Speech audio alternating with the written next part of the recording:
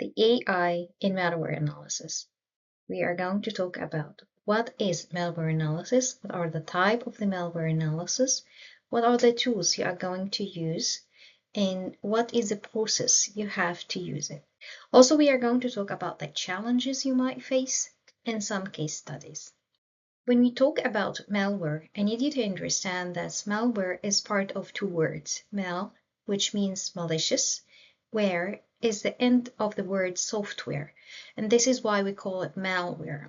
So malware actually is a short form that refers to any software that is intentionally created just to damage or to make any harmful to your computer system. We have a lot of common types when it came to malware.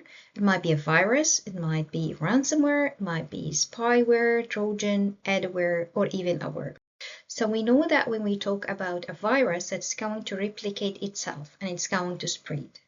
While if we talk about a worm is different. It's not going to replicate itself. When you call it Trojan, Trojan is a little bit program that's going to hide itself into a known trusted program. While ransomware is actually you encrypt the data and then you ask for money or you ask for a ransom. This is why we call it ransomware. Spyware is a little bit different. Spyware, you can find it more within your browser. It's going to gather the information and then either sell it to somewhere else or just keep it to use this information against you in another attack.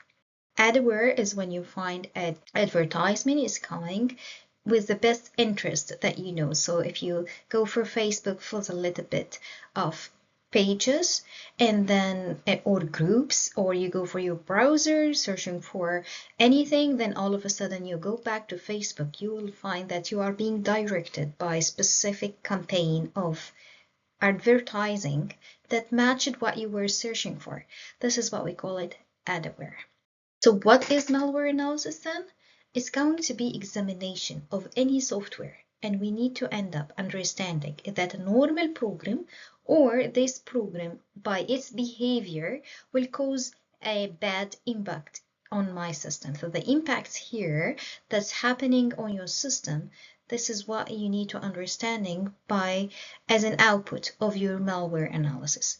So we can say that we are uncovering the vulnerabilities within this software. We are identifying what is the behavior, what are the impact of installing this software within my system. It might be damage or it might be a good program. So this is what you are expecting to document at the end of this process.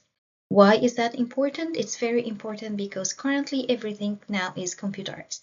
Everything is based on a computer.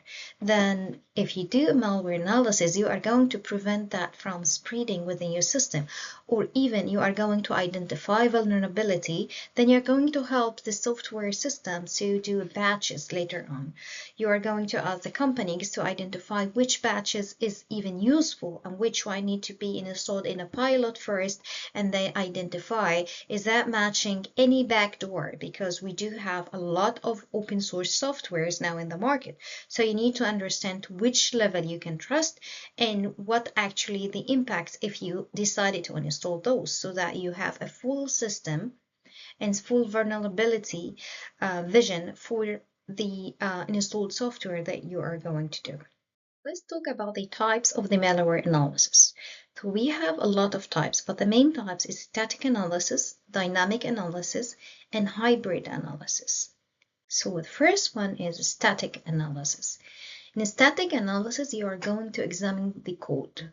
You're going to read the code, you're going to focus on the file structure, then you are going to see the behavior of that code. So let's say you are calling a specific function. This function has an open output, which means that anyone can edit within this function. This means it doesn't have a closed value within the code, and that will lead in a reverse action that anyone can edit within this software. So it's going to be very easy for a bad actor to inject whatever he wants within this software. And that will cause that the program might be trusted and signed from any other trusted environment, but in reality, it's going to work as a beacon.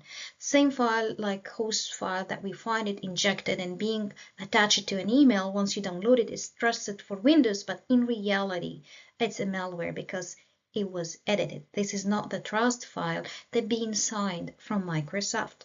So this is part of a static analysis. While dynamic analysis is a little bit different because I need here to observe the action.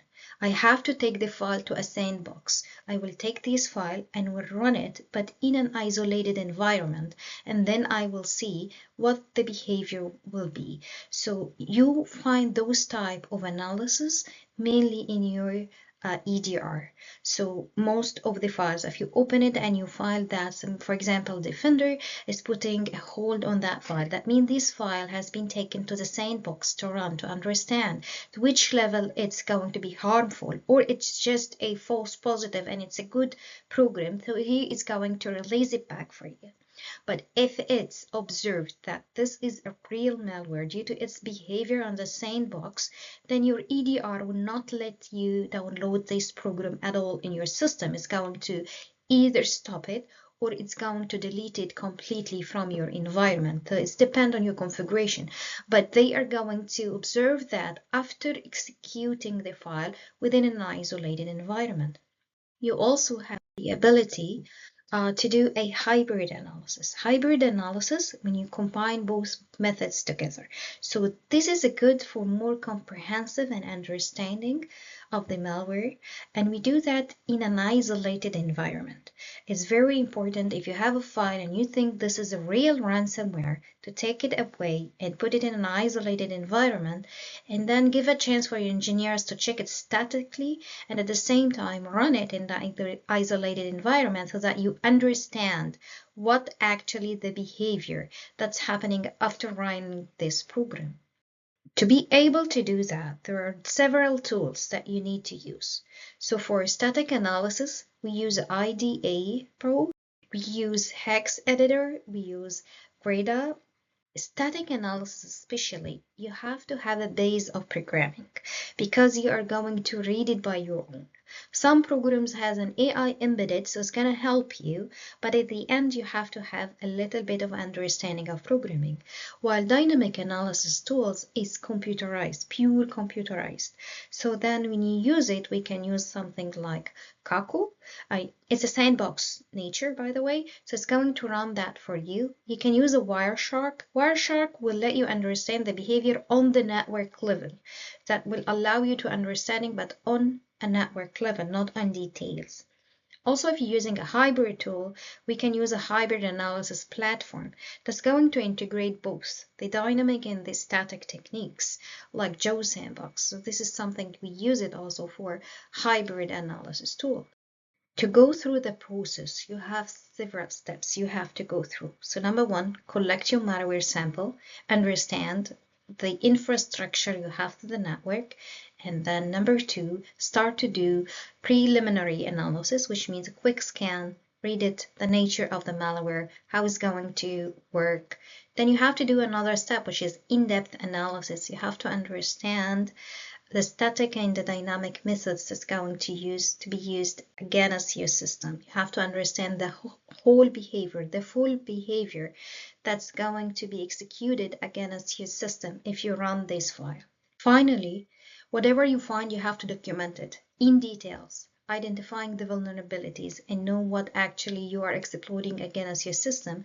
Then put a recommendation. Put your recommendation. I recommend 1, 2, 3 for mitigation. If it's already run, is going to destroy something, or if it's already going to run and or damage happened, then how to remove the damage. So mitigate is to stop it before it's run, and removal is just happened and I have to deal with it. While doing that, you might have some challenges. So malware analysis is not coming without any challenges. So attackers often use trusted programs to hide their code in so that they can go through and escape from detection.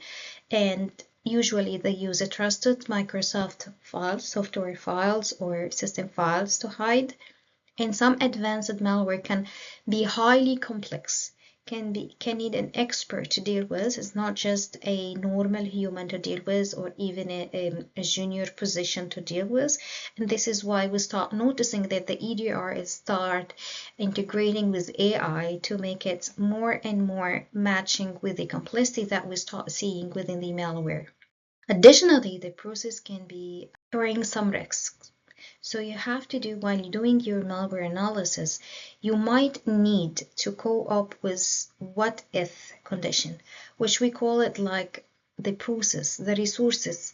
I need to know what if condition. If that's happened, what I'm going to do. If my precaution wasn't enough, what will happen within my system? Accidentally execution of the system by maybe human error, by anything, this might lead to a data loss or even a compromise. So if you start doing malware analysis within your documents, you have to highlight the risks that you might face, what actually the site might see, and what might happen if this code has been executed by mistake because it came as a phishing attack. Then put that within your documentation, within your recommendation. So not only say don't run it because 1, 2, 3, also add, and even if it run, this is the way to mitigate the risk, or this is the way to remove it after execution, and how we are going to recover. Now let's talk about some case studies. So we do have 2 case studies we need to talk about. Number 1 is WannaCry ransomware that happened in 2017. So that ransomware actually spread due to a Windows vulnerability, in which actually the malware analysis identified the kill switch for that attack. And that happens by identifying how this ransomware is spreading, which was by a domain name that's embedded within the code. And once it's registered, it's going to start to spread the ransomware within your environment. The malware analysis here was the winning course to identify how to stop that ransomware from being that wild within our globe. Our second case study is for SolarWind. So SolarWind attack is an advanced APT in which it targeted the supply chain, and that was uncovered through detailed analysis of a backdoor and attacker infrastructure. And that happened by malware analysis, and that affected a lot of electricity and wind chill, and that included the law enforcement and US government within the coverage of that attack. To wrap up our lesson for today, it's important to understand that the malware analysis in the future is shaped within the advancement of the technologies. So AI, as it's coming to our environment, AI will be embedded within our malware analysis, especially if you're hybrid mode or dynamic mode. Machine learning will enable the EDR to be automated and doing a faster analysis, especially if you are talking about a behavior analysis. And it's important for us as an engineers or as a cybersecurity leads to enhance our experience within the threat intelligence models that appear within the markets. It's important for everyone to understand that malware analysis is a very essential when it came to EDR or it came to defense in-depth technique, because you are going to put a hold on the damage that might happen due to lateral movements that was initiated due to a backdoor that is accessing your system.